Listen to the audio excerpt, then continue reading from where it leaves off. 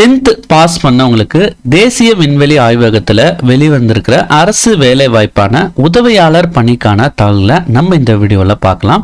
மேலும் இந்த வீடியோவில் இந்த பணிகளுக்கான கல்வி தகுதி, சம்பள விவரங்கள் மற்றும் இந்த பணிக்கு அப்ளை பண்ணுறது எப்படின்னு சொல்லிட்டு டீட்டெயிலாக நம்ம பார்க்கலாம். நம்மளுடைய யூடியூப் சேனலில் தினசரி வெளியாகக்கூடிய அரசு வேலை வாய்ப்பிற்கான தகவல்களை அப்டேட் பண்ணிட்டு வரோம். மறக்காம நம்மளுடைய யூடியூப் சேனலை சப்ஸ்கிரைப் பண்ணுங்க. டிஸ்கிரிப்ஷனில் கொடுத்துருக்க வாட்ஸ்அப் குரூப் லிங்க் மற்றும் டெலிகிராம் லிங்கை கிளிக் பண்ணி நமது அரசு வேலை வாய்ப்புக்குள்ள மறக்காம இணைங்க. மேலும் பார்த்தீங்கன்னா 10ஆம் வகுப்பு கல்வி தகுதிக்கான அரசு வேலை வாய்ப்பு தகவல்களை பகிர புதுசாக ஒரு குழு கிரியேட் பண்ணியிருக்கோம். அந்த குழுக்கான லிங்க் டிஸ்கிரிப்ஷனில் கொடுத்துருக்கேன். அந்த லிங்கை நீங்கள் கிளிக் பண்ணி 10ஆம் வகுப்பு முடித்தவருக்கான அரசு வேலை வாய்ப்புக்குள்ள மறக்காம இணைங்க. இன்னைக்கு இந்த வீடியோவில் 10ஆம் வகுப்பு கல்வி தகுதிக்கு வெளிவந்திருக்கிற அரசு துறையில் வெளிவந்திருக்கிற உதவியாளர் பணிக்கான தகவல்களை நம்ம பார்க்கலாம். CSIR நேஷனல் ஏரோஸ்பேஸ் லெபார்டரியிலிருந்து வெளிவந்திருக்கிற உதவியாளர் பணிக்கான தகவல்களை நம்ம பார்க்க போகிறோம். இந்த பணிக்கு மொத்தம் பார்த்தீங்கன்னா 6 காலி பணியிடங்கள் இருக்கிறதா தெரிவிச்சிருக்காங்க. வயது வரம்பு பொறுத்த வரைக்கும் 25 வயசுக்குள்ள இருக்கணும்னு தெரிவிச்சிருக்காங்க. மேலும் இந்த பணிகளுக்கான சம்பளத்தை பொறுத்த வரைக்கும் 18,000 56,900 வரைக்கும் சேலரி ஃபிக்ஸ் பண்ணியிருக்காங்க. கல்வி தகுதி பொறுத்த வரைக்கும் 10th முடிச்சிருக்கணும்னு தெரிவிச்சிருக்காங்க. அடுத்தது இந்த பணிகளுக்கான வயது வரம்பு தளர்வுகள் என்னென்னு நம்ம பார்த்துடலாம். இந்த பணிக்கு வயது வரம்பு தளர்வுகளை பொறுத்த வரைக்கும் SC மற்றும் ST பிரிவினருக்கு கூடுதலாக 5 ஆண்டுகள் தளர்வுகளும், OBC பிரிவினருக்கு கூடுதலாக 3 ஆண்டு தளர்வுகளும், எக்ஸ் சர்வீஸ்மேன் பிரிவினருக்கு கூடுதலாக 3 ஆண்டு தளர்வுகளும் கொடுத்துருக்காங்க. மேலும் பார்த்தீங்கன்னா இந்த பணிகளுக்கு எப்படி செலெக்ஷன் ப்ராசஸ் நடத்துகிறாங்கன்னு பார்க்கலாம். இந்த பணிகளுக்கு செலெக்ஷன் ப்ராசஸ் பொறுத்த வரைக்கும் காம்படிட்டிவ் எக்ஸாமினேஷன் பேஸ் பண்ணி தான் நடத்துகிறாங்க.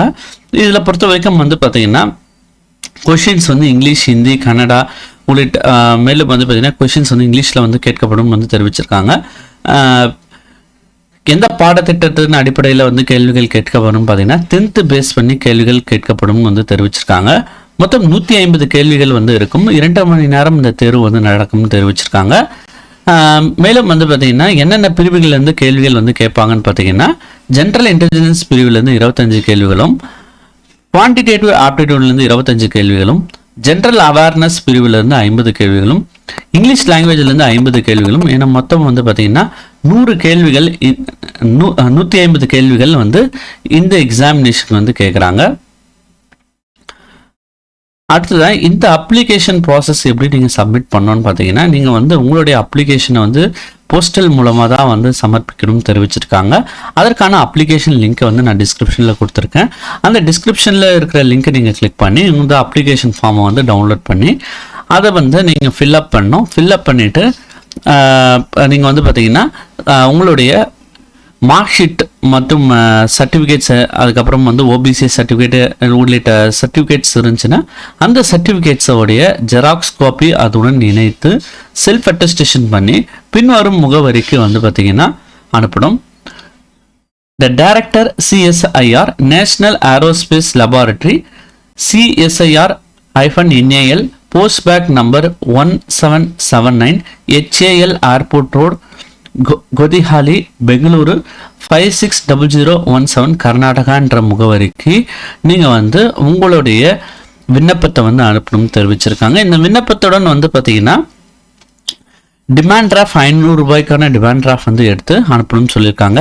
எதன பேரில் எடுக்கணும்னு பார்த்தீங்கன்னா director CSIR national aerospace laboratories payable at பெங்களூருன்ற முகவரிக்கு நீங்கள் எடுத்து டிடி எடுத்து அனுப்பணும்னு தெரிவிச்சிருக்காங்க.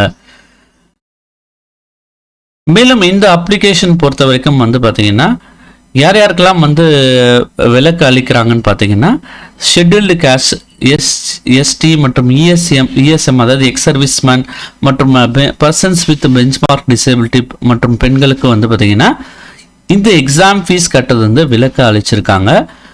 மேலும் இந்த பணிகளுக்கான அப்ளை பண்ணுறதுக்கான லிங்க்கை நான் டிஸ்கிரிப்ஷனில் கொடுத்துருக்கேன். அந்த லிங்க்கை நீங்கள் கிளிக் பண்ணி இந்த அப்ளிகேஷனை நீங்கள் டவுன்லோட் பண்ணிக்கலாம். மேலும் இந்த அப்ளிகேஷனுக்கான ஃபார்மேட்ஸ் பார்த்தீங்கன்னா இப்படி தான் இருக்குது. இது நீங்கள் டவுன்லோட் பண்ணிவிட்டு பிரிண்ட் அவுட் எடுத்துகிட்டு பிளாக் பெனில் இந்த அட்வர்டைஸ்மெண்ட் நம்பர் மற்றும் போஸ்ட் கோடு என்னமோ அந்த போஸ்ட் கோடை எழுதுருங்க. உங்களோட பேர் அனைத்தும் பார்த்தீங்கன்னா கேபிட்டல் லெட்டரில் எழுதுங்க. உங்களுடைய பாஸ்போர்ட் சைஸ் ஃபோட்டோ சமீபத்தில் எடுத்த அந்த பாஸ்போர்ட் சைஸ் ஃபோட்டோவை இந்த கார்னரில் ஒட்டிடுங்க. மேலும் இந்த அப்ளிகேஷனில் கொடுத்துருக்கிற தகவல் அனைத்தும் வந்து பார்த்தீங்கன்னா அடித்தல் மற்றும் திருத்தல் இல்லாமல் கேபிட்டல் லெட்டரில் அழகாக தெளிவாக வந்து எழுதிட்டு இந்த அப்ளிகேஷனை ஏற்கனவே சொன்ன அந்த அட்ரஸ்க்கு வந்து பார்த்தீங்கன்னா நீங்கள் வந்து பூர்த்தி செய்து 21/9/2026 நீங்கள் வந்து உங்களுடைய விண்ணப்பத்தை வந்து சமர்ப்பிச்சணும்னு வந்து தெரிவிச்சிருக்காங்க.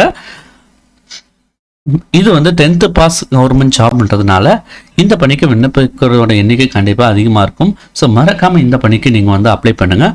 இந்த வீடியோ பிடிச்சிருந்தா இந்த வீடியோக்கு லைக் பண்ணிவிட்டு உங்களுடைய ஃப்ரெண்ட்ஸ் அண்ட் ஃபேமிலி மெம்பர்ஸ்க்கு இந்த வீடியோ வந்து ரெஃபர் பண்ணுங்கள். மேலும் அரசு வேலை வாய்ப்பு தகவலுக்கு மறக்காமல் நம்மளுடைய யூடியூப் சேனலை சப்ஸ்கிரைப் பண்ணுங்கள். தேங்க்ஸ் ஃபார் வாட்சிங் திஸ் வீடியோ.